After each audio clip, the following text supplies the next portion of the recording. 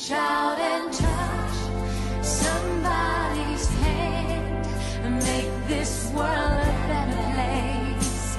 If you can, reach out and touch somebody's hand, make this world a better place. If you can. Love is a deep and complex bond that blends emotions, connections, and choice. It grows from feelings of affection and closeness, but it also involves commitment, understanding, and the willingness to care for someone beyond a momentary desire. Psychologically, loves bring intimacy and trust. Biologically, it's fueled by brain chemical that strengthens attachment and make us feel safe and valued. More than anything, love is the experience of wanting the best for another person and finding meaning in the shared connection.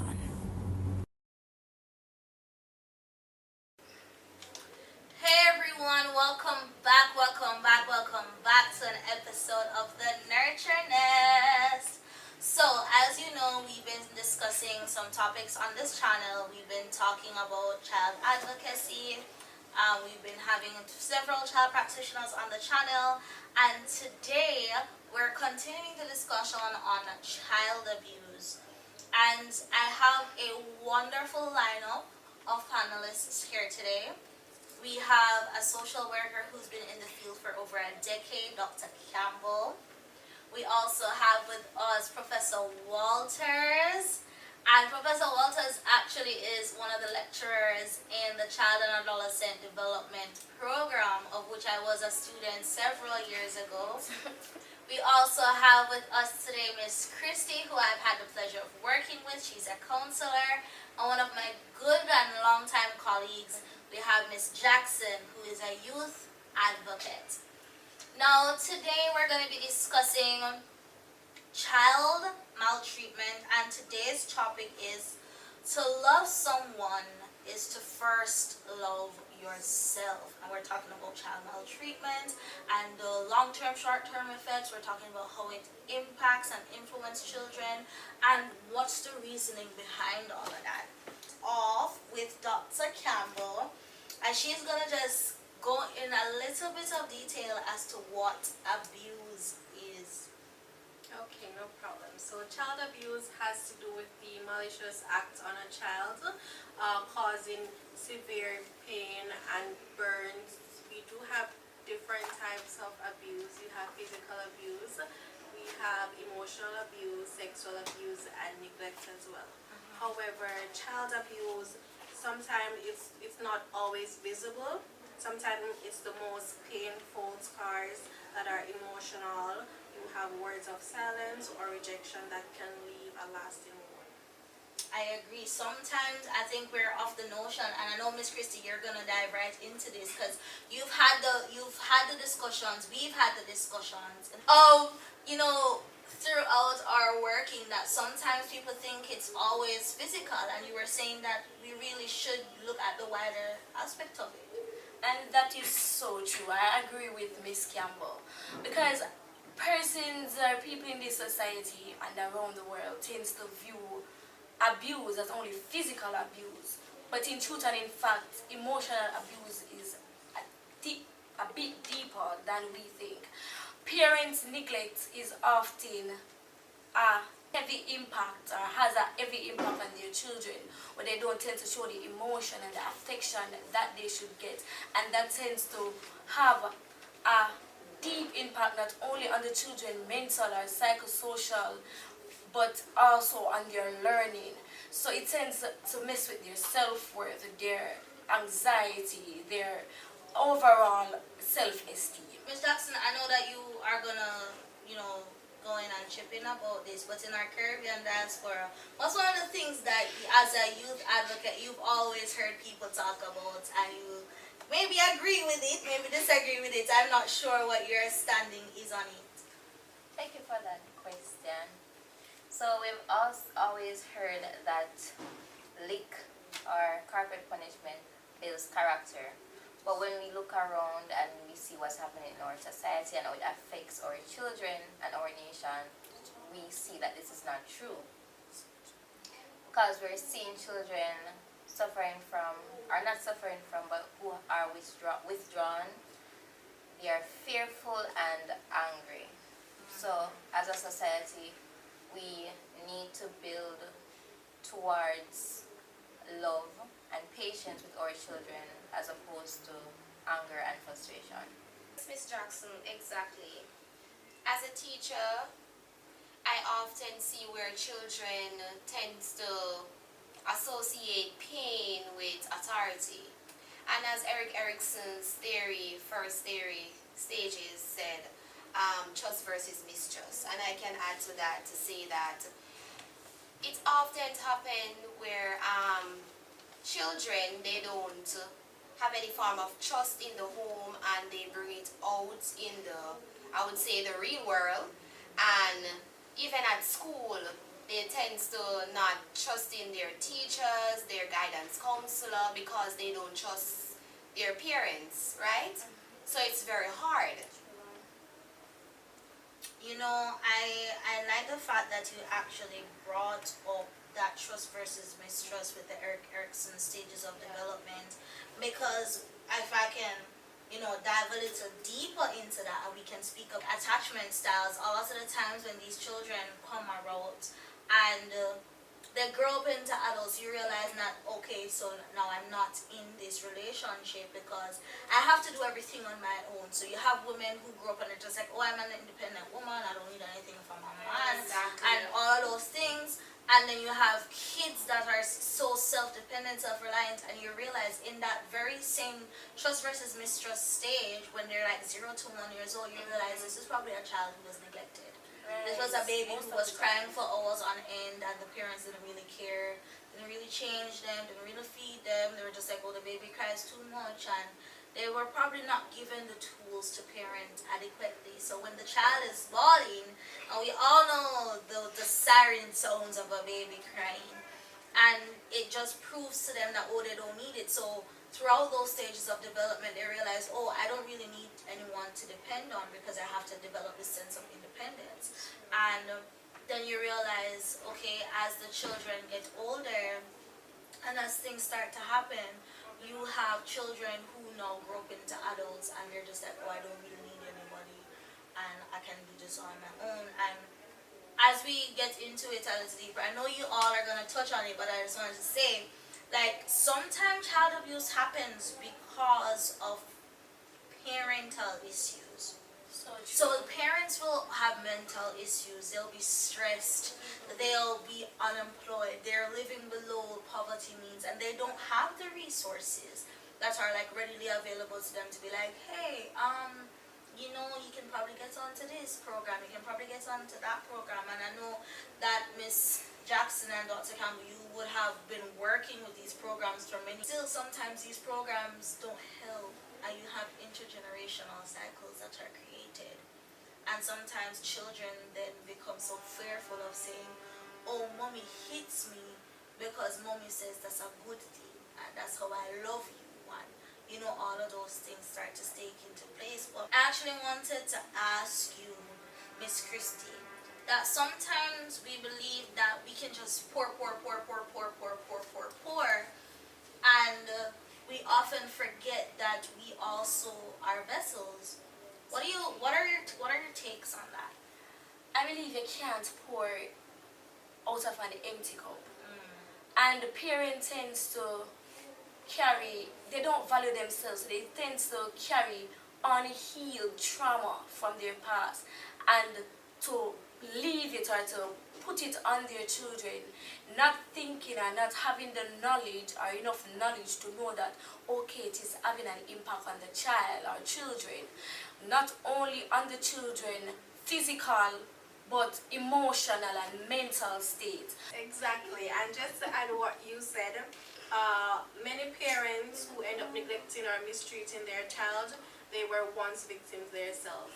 And I believe that without help or support, the cycle is prone to continue. That's so true, because they also have this saying that says, hurt people, they hurt people. That's right. And so prevention, it isn't just about punishing abuse, it's about helping adults to heal. Right. I I- agree. I couldn't agree more with you guys, and that is why interventions, they are necessary. You know, that's why we have mental health classes, we have parenting classes, and we have counseling, because we would have learned in, our social learning theory that whatever our parents do to us, we would do to our children. So these classes, though, are not the only factors to help us, they are contributing factors. And with consistency, if we consistently attend these classes, then we can have a change in our society. I agree, because that's one of the things also that perpetuates child abuse. It's our social classes and our socioeconomic background, because sometimes, I don't remember who said it, but someone was mentioning earlier that our culture plays a major role, because we're so used to corporal punishment. And yes, Ms. Jackson, you were saying, oh, lick bill character. I understand that a lot of people are of that opinion, and sometimes we realize that, oh, the child is behaving badly, the child are broke out, the child are taking big man and big woman, Right. not realizing that this child is just reflecting what is being done to them. A lot of times children are reflecting physical abuse by deciding that they're going to be fighting at school because that's what they can control. Or a lot of girls are just like, oh, they're going to take a hold on their sexuality and they become promiscuous because someone took advantage of them. And now they become so scared about from the threat of reporting this person that it's more so, oh, I have to take control of my own sexuality because this person has taken it away from me. And I know that as we go deeper into it, that again, we're going to be discussing more about this, but I remember us having a conversation off camera, Professor, and you were telling me that sometimes people have just never received love. Yes, that's so true. Just to add to what Miss Jackson said and what you're saying, it's very hard because love doesn't always come naturally.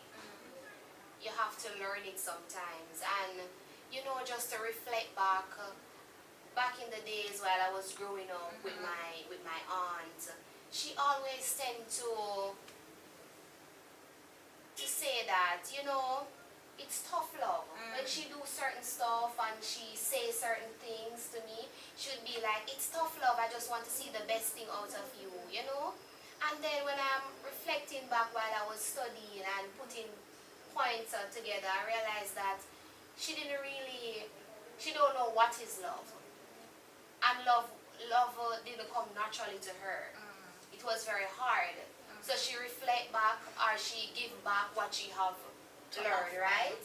So it's very hard, but if we all come together, and teach our children natural love, it would be okay, right? Yeah, I believe that sometimes persons' view of love is also very skewed, because Exactly. most persons would have experienced a form of I beat you because I love you type of love, or I'm molesting you because you're precious to me type of love. And sometimes, really and truly, Stockholm syndrome becomes a thing. You get so used to the abuse that you're just like, oh my gosh, my abuser loves me, and this is why they're doing all of that. And then that cycle continues, as you were talking about cycles earlier, Dr. Campbell. That cycle continues in a way that we can't really break unless we go to counseling. And majority of the time, they don't know any better. They don't. That's what they get, so they think it's right. Yeah. So let's just take a moment to reflect. I know that as persons in the field, you've had the tenacity, you've been on the ground, you've interacted so wholly with these persons. Like, what have experiences with your students, with your counselees, with your children that you're advocating for, with the family dynamics that you've interacted, like, what has your experiences been? Okay, so I had this case one time where I dealt with a mother growing up, she was abused by her parents, and that was a cycle she repeated with her daughter. However, after months and months of therapy and workshops, we were able to parent her, just give her a little parent education. She is doing much better, I can admit. And one thing she said to me that day was that I realized I was repeating what hurt me. So to me, I believe that she uses conversation to conversate with her daughter while raising her, and I believe that is self-love in action right there. And that is so true, because I have a similar case where a father came to me for counseling, and he came frustrated, saying that okay, he realized he's taking his frustration into neglect, he's neglecting his children. And he said something to me that stuck with me until this day. He said to me, I can't be a good father if I hate myself. And that's where change began. Yeah, because as you bring that point up, I also want to note the hurricane that has recently passed through. You have so many persons who have become displaced. Not only displaced because they've been like moved from their homes, but you have so many persons who now they're financially displaced. They don't have any incomes coming in. Children are more at risk for forms of sexual abuse, for human trafficking. Children are more exposed to violence now because if you don't live anywhere and the man is robbing you of the little bone and the little water that you're getting, now children are more exposed to all of these things. So it's also a case of sometimes we're so focused on the types of abuse that we forget the factors that cause these types of abuse. We forget that there are things that lead up to it. Right. We forget that Primary models. the primary prevention things, like we forget that sometimes it's the education of just not knowing what abuse is. And I know that as a lecturer you would have covered that, you know, because I remember you telling me that you taught a course called what was the course, some abuse, Child and adolescent development. Yeah, but you were as telling well me. as abuse and neglect. Right, that course. We were discussing abuse and neglect as a course earlier, and I was telling you it's so funny how it literally falls into the topic that we're going to be covering today. But yeah, so I just wanted to, as we're wrapping up, because I know that the audience is here and they're excited. I had made some notes that I really wanted to go back to and ask you some questions. So yes, here are the questions that I want to pose to you, our audience. So as we've discussed extensively and sometimes more reserved because we can't go into detail on everything on the channel, but what do you think abuse is? Do you know of anyone who has been abused? Have you been abused and this has just helped you to understand what it is? What I also want you to understand is, as you yourselves, you may be an adult, you may be an adolescent, you may be a teenager, you may not even be able to understand what is going on, or you may be in denial about what I'm going to ask you. But do you think any interaction with any form of abuse has had a long-standing, long-term effect on you? Because that's one of the things that we also need to address. That we've been saying, oh, it's cyclical, we've been saying it's intergenerational, but we haven't taken a moment to understand that sometimes the impact of abuse is long-standing. It really does take a toll emotionally, physically, psychologically, mentally. It really does take a toll on us. Sometimes we realize that we can't balance our finances, and it's because every time we used to ask grandfather for lunch money, grandfather would have boxed the money out of our hands. Exactly. You understand? So now it's just like, oh, I'm not supposed to have money in. It's very simple things like those, and it really does leave an impact. And as adults, we grow up and we feel like, oh, I can't say anything. I have to keep my opinions to myself because as a child, we were constantly, children are supposed to be seen and not heard. You know, so as we wrap up and we still reflect, I noticed that you had said to us earlier that you, the mother, acknowledged the fact that I was hurting my children, and she was able to take that accountability. So I want to encourage you, our viewers, if you have to, and you know persons that need to get counseling. Get counseling. I know Miss Christie, it's often viewed as taboo, but get counseling. It's so important for us as people, to really ensure that we have that. So, Ms. Jackson, I wanted to ask you, um, what do you think community engagement can be like? Alright, so community engagement will consist of like police youth clubs. That's one thing that was in my community, and I grew up in a very, poor community. It was very effective because you saw parents being compassionate, you saw them being patient, you had less incidents of verbal abuse, and you saw it in the children as well. They were not so boisterous with us. And it also owned an environment where the persons that were being abused already, they did not have the stigma of asking for counseling or asking for help. Also, that same police youth club, members used to go to single parents who are struggling to take care of their children because we have primary factors that lead to the abuse. So they had people going in to help financially or any way they could aid and help. And we also encourage community to watch and be involved because I think it was Dr. Campbell who said it takes a village to raise a child. Yes. I think we've forgotten that. We've forgotten that no man is an island and no man stands alone. We've forgotten that it really does take that village. Because it's gone to the point in society now where I can know that a child is being abused and I'll say, oh, something, nobody can help, and not realizing that I need to report it. I need to speak up for this child. I need to advocate for this child instead of, just sitting back and letting it happen. But one more question. So, again, for our audience, what is the message of love that you are sending to the children around you? Once you've healed, once you've gone through your process, what's the message of love that you're sending to the children around you? And to our panelists, I really want to ask you this question because you're all professionals, right? And you deal with very intense cases on a day-to-day basis. How do you manage your anger? How do you manage when you feel overwhelmed? How do you manage when life stresses you out? Like, what do you do after interacting with the cases that you interact with all day? Okay, to be honest, I'm a believer of God. And when I work with cases like that, I pray. And not only pray for myself, but I pray for them. And to be honest, that really helps me.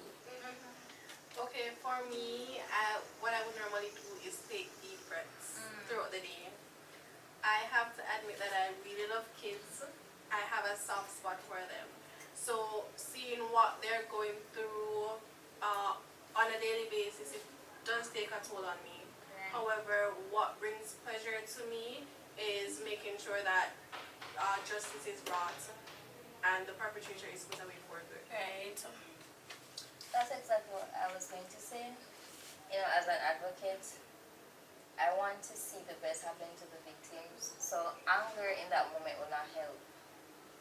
So, yeah. Okay, as for me, as a prescribed person and as a mandated person to report, and I work closely with children, so it's pretty hard. It would be like Miss Christie, who is a counselor who will work really close with the children. So it touched me sometimes when I see certain signs or different stuff happening to the children, and they would maybe come to me, and talk about it. It's very hard to go back home and just to reflect back on it. So, I would normally prompt myself to do certain things just to distract myself, even watching a movie, listening to music, just to meditate upon the music and not just to think about what is happening with our children. I agree. I definitely concur. There are some times when I'll sit back and I'll be like, wow, this is really happening to our children. And as someone who is advocating for children with disabilities, like when I'm not on podcast, it also helps to remember that sometimes children cannot speak up for themselves. Exactly. They're incapable of doing so. So even for children who are quote unquote normal, children who have disabilities or special abilities, they also need that voice for them. You understand what I mean? They also need someone to speak up. So what are, as we wrap up, I know I've said that like the 15th time. Yeah, that's so But like true. as we wrap up, what are some solutions that you would give to the people? What are some nuggets of hope that you'd like to share? Any contacts that you'd like to share for them to get in contact with any other agencies, local, international? Any pointers on, awareness, breaking the silence, anything that you'd suggest that parents do? Healing starts with awareness and admitting. And if you're not aware of your situation, if you can't admit that you're going through something, you can't be healed and you won't be healed. And loving yourself doesn't mean being perfect. It is forgiving yourself and admitting to change. Don't be afraid to reach out to me. My contact number is 997-8844. And that's true. And remember, abuse prevention isn't just a parent's responsibility. It does take a village to raise a child. And I believe that it's also a community effort. So neighbors, teachers, and relatives, we all play a role in society when it comes down to taking care of our children. And remember, parents, a healed adult becomes a protector and not a perpetrator. Okay, guys, just to wrap up this whole thing, my last thought to you guys is a loving child becomes a loving adult, and that's how we break the cycle. Parents, it's not hard just to show some signs of love to your child. Just a hug in the morning would reach a very far way. And also to add, What's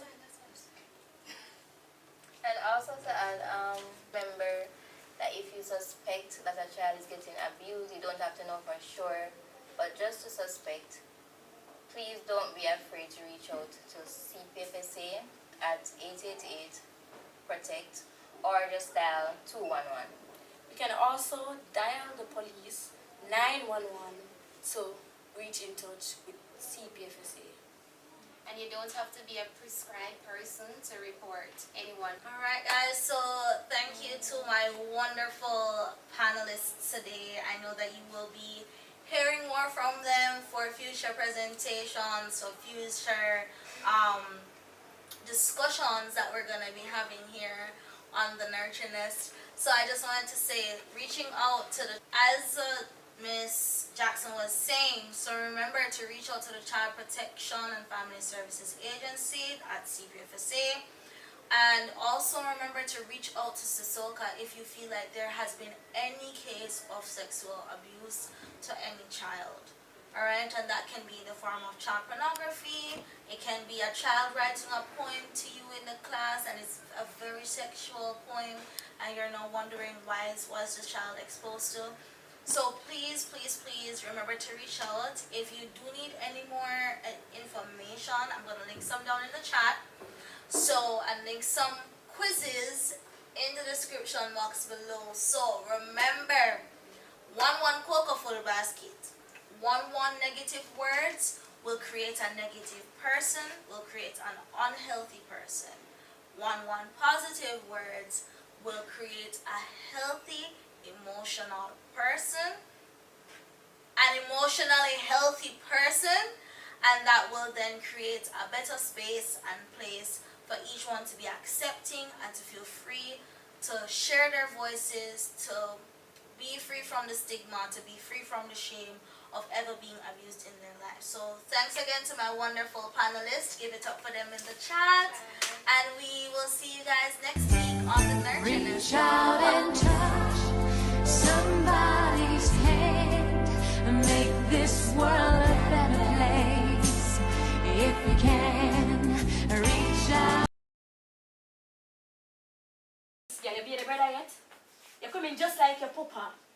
not come to know where you do school work for. Your workplace.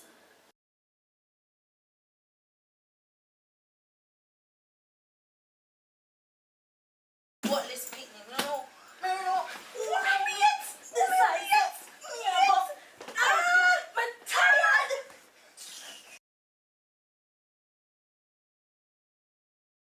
That is the reason why we should be always making sure that what we say, we weigh our words before we say them, because you never know what can be happening in somebody's mind.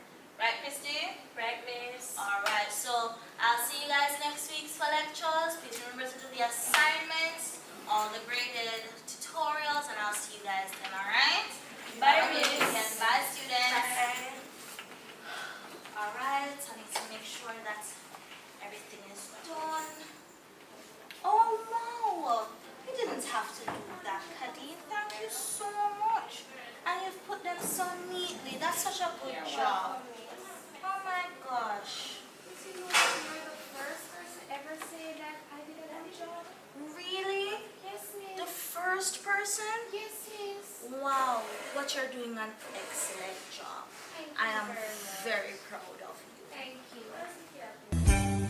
Reach out